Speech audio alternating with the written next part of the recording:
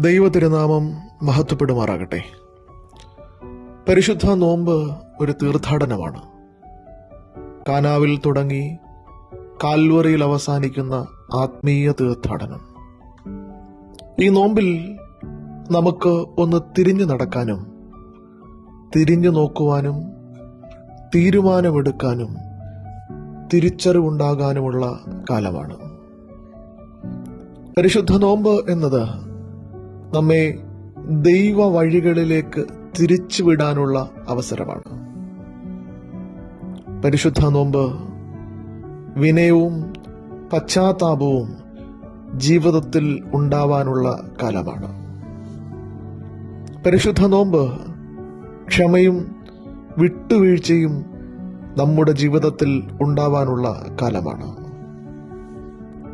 പരിശുദ്ധ നോമ്പ് ശരീരത്തെ നിയന്ത്രിക്കുന്നതിനോടൊപ്പം മനസ്സിനെ ശുദ്ധീകരിക്കാൻ കൂടെയുള്ള ഒരു കാലമാണ്.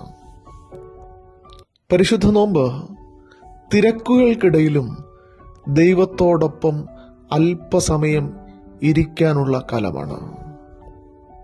ഈ നോമ്പിൽ നമുക്ക് ഒരു ആത്മീയ ശുദ്ധീകരണം ഉണ്ടാകണം. സ്പിരിച്വൽ പ്യൂരിഫിക്കേഷൻ നമ്മുടെ ജീവിതത്തിൽ ഉണ്ടാകണം. ഈ നോമ്പിൽ ദൈവത്തോട് നമുക്ക് ഒരടുത്ത ആത്മബന്ധമുണ്ടാകണം. Union with God. ഈ നോമ്പിൽ സ്നേഹവും കാരുണ്യവും നമ്മുടെ ജീവിതത്തിൽ ഉണ്ടാകണം. ചാരിറ്റി ആൻഡ് മേഴ്സി ഈ നോമ്പിൽ നമ്മുടെ ജീവിതത്തിൽ ഉണ്ടാകണം. നോമ്പിൽ സ്വയ നിയന്ത്രണം ഉണ്ടാകണം നമ്മുടെ ജീവിതത്തിൽ.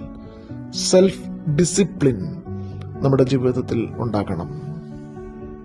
നോമ്പാകുന്ന ഈ തീർത്ഥാടനം നമ്മെ കൂടുതൽ വിനയമുള്ളവരും സ്നേഹമുള്ളവരുമായ നല്ല മനുഷ്യരാക്കി മാറ്റട്ടെ എന്ന പ്രാർത്ഥനയോടെ നിർത്തുന്നു.